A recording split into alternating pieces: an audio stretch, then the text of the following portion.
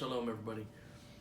So, I wanted to use uh, what Scripture says, using kind of a worldly way of speaking to reach those that are worldly. Okay. Um, so I want to talk to you guys in a way that isn't going to uh, put you off, but help you understand certain things. Okay. Let's talk philosophically speaking. Let's talk about some things hypothetically speaking. Okay. Many of you that are of the world like to use analogies, and you guys like to compare things, and you guys like to speak hypothetically. So we're gonna address some issues hypothetically and philosophically. Okay. Since we are on this, kick to destroy statues and destroy things that are oppressive and racist and terrible, let's talk about something. Let's talk about destroying those Guadalupe statues. Okay? I'm going to tell you why those statues are horrible and why they should be destroyed, and why those of you who have Catholic parents, or those of you that are Catholic, why those statues should be destroyed. Okay?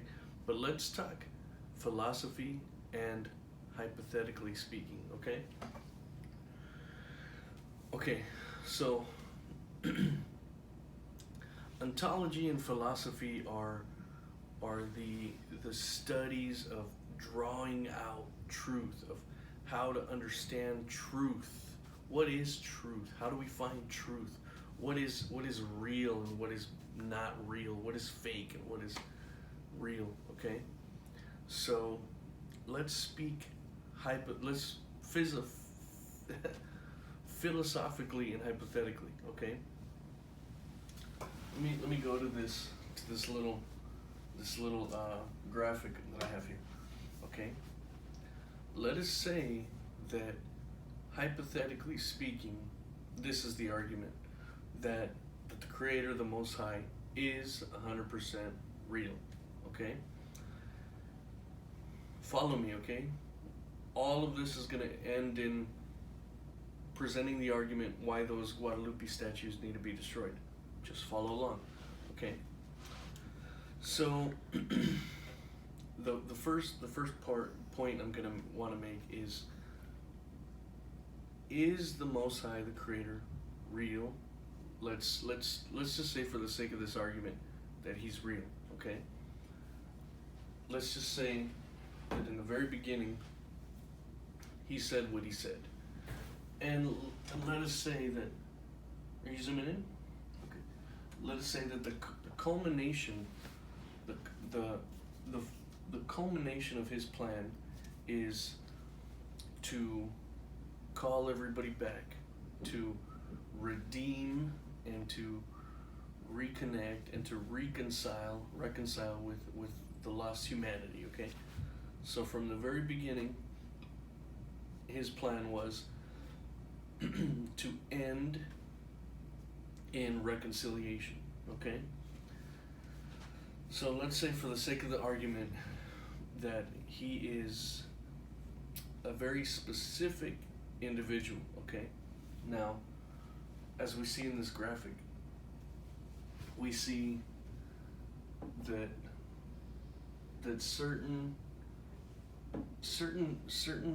branches of people branched off. Okay, let's say the Sumerians and the Babylonians branched off, Egypt branched off, Greece and Rome and all the other kingdoms, they branched off away from the Creator's timeline. Okay, cosmologically and ontologically and archaeologically, we would say, anthropologically, we would say that from the Creator's initial place, people began to be scattered throughout the world and go to different places, okay? And that is why we have so many different nations that have so many different belief systems, okay? Let's just say, for the sake of the argument, that the people were always meant to stay on his timeline, okay? Now, we have Rome coming in. Okay, let's address Rome. Greece had their gods, their deities, and Rome comes in and later adopts those Greek deities, okay? And then many centuries later, Rome adopts supposedly the Hebrew or Jewish deity, okay? But here's the thing: this, for the sake of the argument, the Creator, the Most High, the let's just say the Elohim. I use the word because I don't want to offend my Creator. The Elohim of the Yahudim, of the Hebrews, of the Semitic people. The Romans came in and created a different deity. Okay, they claimed to have suddenly adopted this deity of this, the Jesus person. But the thing is, if you study history and truly look at the evidence that Rome did not adhere to the religion of the Jews, okay? In fact, they did everything in their power to stray away. They created creeds. You can look this up. These are the different creeds that the Greeks and the Romans that came in supposedly, and they established these creeds that they would not follow the Sabbath, that they would not follow the festivals of the Elohim, of Yasharal, of Israel. Okay. So in the argument that the biblical person of the Most High is real, the Romans in fact created a separate deity. Okay, so they were not adhering to the deity that is, for the sake of the argument, real. Okay, so they are creating a separate deity that is to their understanding. Okay, so they are not falling in line with the timeline and the plan of the biblical person that is the Elohim. Okay, that's just a little history to put things into context. Okay, why the statues of the Guadalupe should be destroyed? Okay, if for the sake of this argument, the Elohim, the person that is the Most High of the biblical scriptures, if that person, that Most High, is real, the people that created the Guadalupe lady, or whatever you want to call her, those people did the exact opposite of what the Creator, the Most High, said. Okay, so they're creating a different deity now. Okay, now why this should offend you?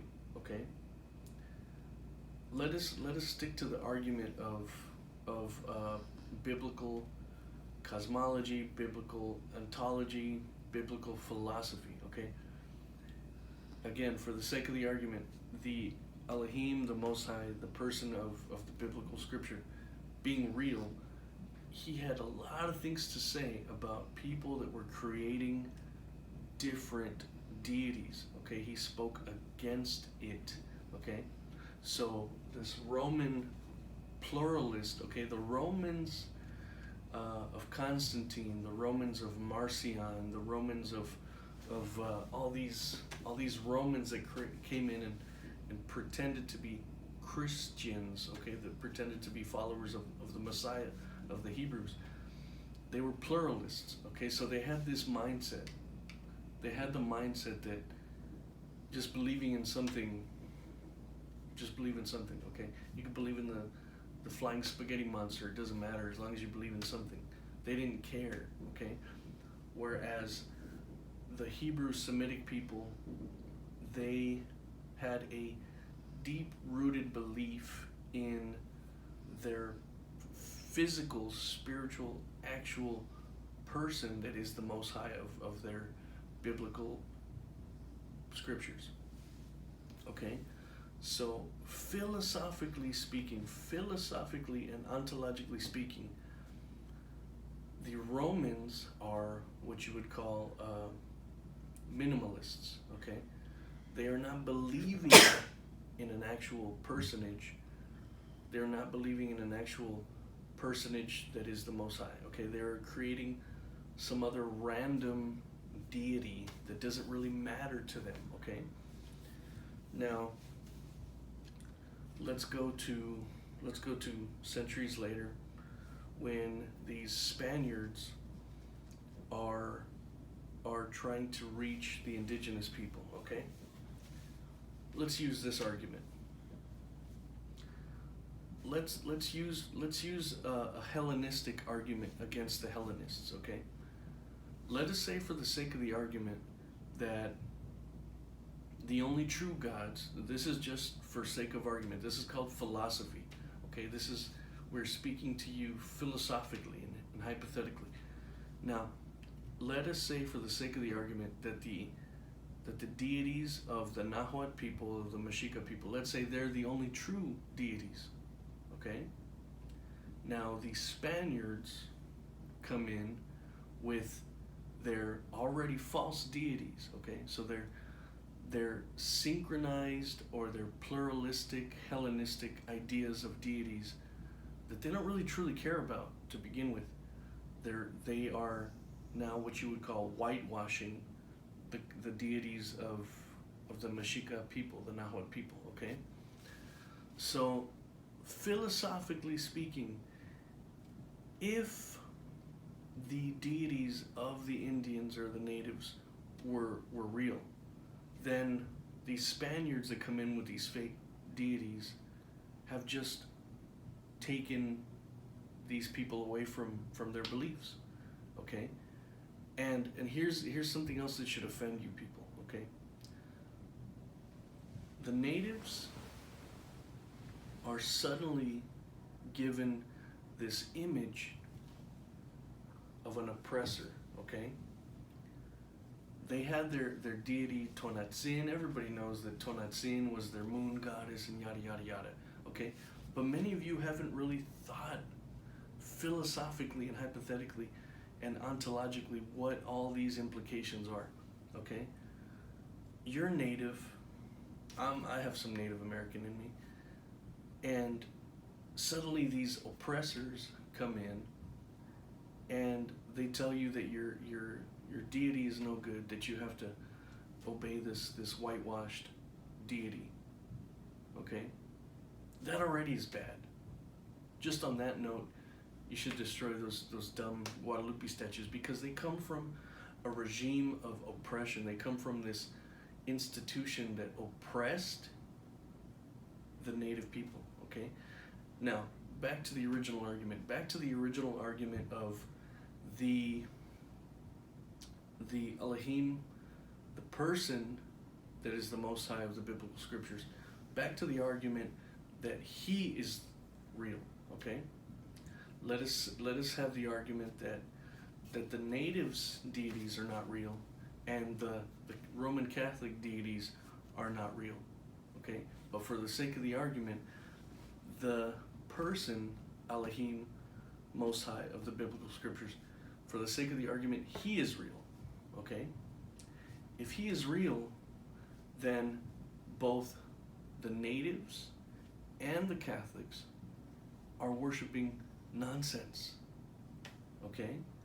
And to create a deity based on something that's already real, but that's not quite him, that's already nonsense. Okay? failure of logic. That's misleading people. Okay, let me tell you the biblical implications of what the Spaniards did to the natives. Okay, for the sake of the argument, the Elohim, the Most High of the biblical scriptures, for the sake of the argument, he's real.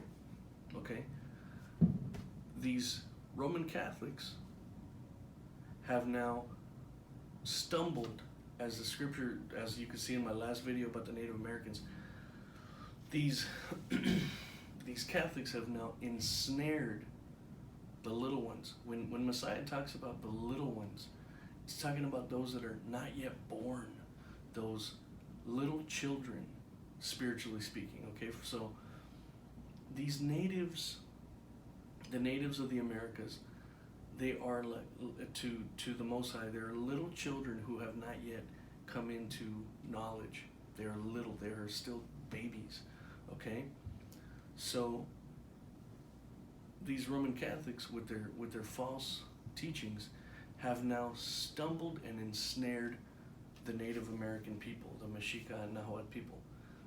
That should already instill anger in you to destroy those horrible statues. Okay? They are images of oppression. They are statues created. For example, imagine you're a Native American. Maybe some of you that are Native American will be watching this video. You're a Native American, and you're dark, like me. Maybe you have that hook nose, like the Aztecs had. You know, you have those like the Asian eyes. You know, like the Mayans had. You know, you have these features of the Mesoamerican people. And suddenly you're told your deities are no good. Now you have to bow to some white Roman-looking lady who you never even knew. Okay? That's racism. That's racism. That is the oppressors telling you that you are inferior and that this Roman, Italian-looking lady is superior. Okay? Philosophically speaking, okay, philosophically and hypothetically speaking, again, if the deities of the Mexica were real, then these Catholics have just oppressed and given you a false deity and taken you away from your culture, from everything. Okay? Now let's talk biblically. Okay? Let's talk cosmologically and ontologically, biblically speaking. Okay? Biblically speaking, we all come from this paradise and from the two original humans. Okay? Now, biblically speaking, the people that ended up in the Americas were, in fact, and this is anthropologically provable, they came from a Hebraic, Semitic background. Okay, you can. This is knowledge that's in all of academia, that the Native Americans of this continent have Hebraic ancestry. Okay, so that shows that they were once part of those people that were in that paradise that the biblical Most High created. Okay, now I don't think you've thought about this thing philosophically. Philosophically, the Most High of the biblical narrative is real. Now, these Roman Catholics who have invented their own brand of religion based on the Hebraic religion, okay? It is supposedly based on it, but if you really look at the theology of the Roman Catholics, they do everything to separate themselves from the Hebrew deity that is the Most High of the biblical scriptures. Okay, they do everything in their power. all of their creeds, all of their theology is, you know, actually it's based on the beast. Okay? That is why in Scripture Rome is called the beast. It is an oppressive beast. It is a dragon that wants to devour those who don't yet know anything, okay? So, biblically speaking, those statues should disgust you, those Guadalupe. I don't think any of you even know what Guadalupe means, okay? Let's talk about what Guadalupe means, okay? In Spain, the Spaniards, with their many dialects, didn't always understand the dialects of the Arabs, okay? They didn't always understand the dialects of the Arabs. Now, the Arabs would say that there was a place called Wadi Alup, okay? The Wadi, okay? I'm sure you guys have heard that word on National Geographic. Wadi, it means like a valley with a body of water, yada yada yada, okay? The river, as if you ask your Catholic sources, they'll say River of Wolves, okay?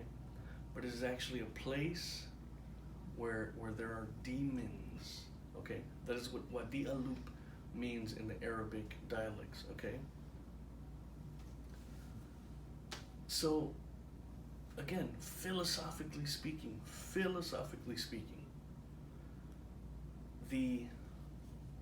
the Most High of the biblical narrative, if he turns out to be real, the Roman Catholics, who have strayed away and done everything in their power to create a different system that is different and apart from the system of the one who's actually real, that means that all of their stories, all of their teachings, everything about their system is wrong, okay? Because they have created their own system apart from the main author, okay? Now, whose spirit is that, okay? Because the spirit of the person of the biblical scriptures, his character, his attitude is what he says it is, not what the oppressors tell you it is, okay? Philosophically speaking, if the person of the biblical scriptures, the Most High, is real, he has told you what he's like, whereas this oppressor tells you what they supposedly say he's like, okay? Who are you gonna trust? And you're given these statues, okay? In the biblical narrative, the people that came from the land, the paradise that was created by the Most High, at some point in their historic timeline, those who were faithful to the Most High, they would destroy the false idols of the Sumerians and the Babylonians and the Egyptians, because philosophically speaking, if the Most High of the biblical scriptures is real, then he has told everyone that he hates false idols. Let me tell you something. There are verses in, I believe it's Jeremiah, when the Most High says this, he says, okay, you people, you want to worship fake gods that are just gods that you invented. He promises, he says, I'm gonna act like those gods. Those little statues and things, they cannot hear you, they cannot do anything for you, they cannot heal you. I will act like them. And when you come and pray, when you have a trouble, I will not hear you. That is the Most High promising that. Okay. So I don't think many of you have sat there and thought about the philosophical implications of these dumb statues. Okay. And you haven't thought of the implications of the Roman beast that has branched off. Okay, separated herself from the timeline. Okay, now many of you watching this video will say, what if the Catholics are also right? Okay, there's a great book for you people to read. Dr. Frank Turek, the book is called I Don't Have Enough Faith to Be an Atheist. Read that book.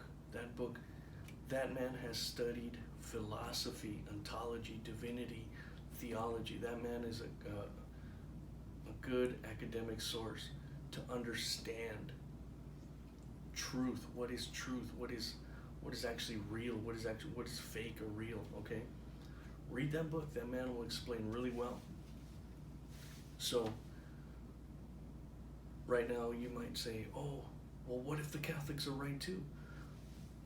The Catholics can't be right if they made something up that is strayed away from what the real author has created. Okay, let's say like this.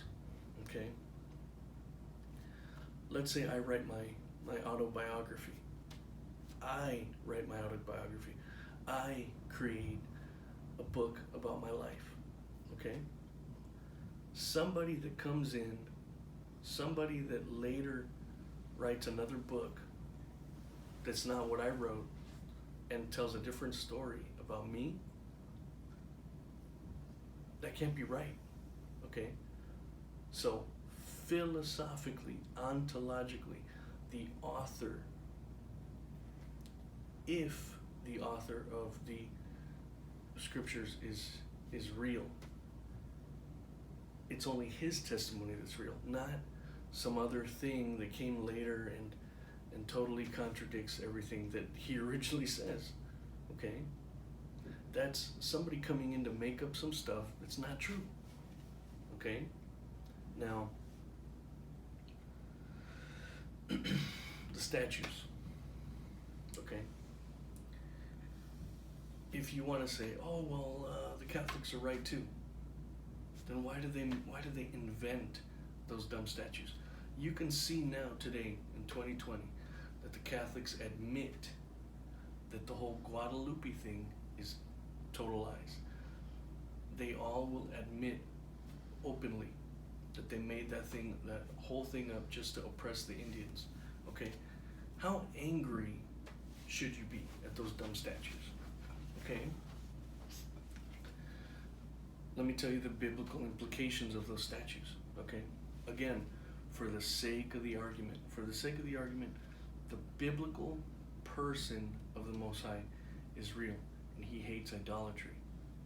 So these Roman Catholics who have forced statue worship on the Indians, on the native people,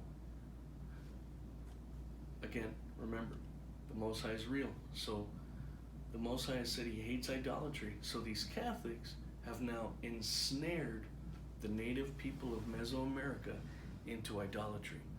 So these, there's a scripture, Messiah says, and the Most High says, they hate the practices of the Nicolaitans. The Nicolaitans are those people who want to force their authority over the uneducated, over the uneducated, the lay people. Nicolaiton, okay? So, again, for the sake of the argument, the Most High is real. The Roman Catholics have just snared the Mexica people into idolatry. And because the Mexica people have fallen into idolatry, they have fallen into the Most High being angry at them. Okay? So these Roman Catholics are causing the Mexica people to sin. Okay? And the Roman Catholics admit that they just made the whole thing up. So that shows that the Roman Catholic religion is pluralistic, it's syncretistic, and it's minimalistic, that they truly don't care about worship. They don't care, okay? You can worship the flying spaghetti monster, they don't care. As long as you're under their oppression, the oppression of the great red dragon beast. My wife, who is Apache, is filming the video and she's shaking her head. Because we have family members that have those stupid statues of the Guadalupe. Again, the name means the place where the demons dwell. That's what Guadalupe means, a place where demons dwell. Disgusting. Okay? I don't think you people have really thought of the philosophical, ontological implications of what that means, okay?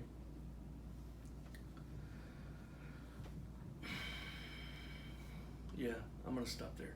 I wanted to say some other things, but pretty sure the Ruach is telling me right now just to stop there. So, as a watchman on the wall, I'm gonna blow the shofar in alarm and say, there's an enemy in the camp, there's an enemy in the camp. That's what the watchman does when he blows the shofar.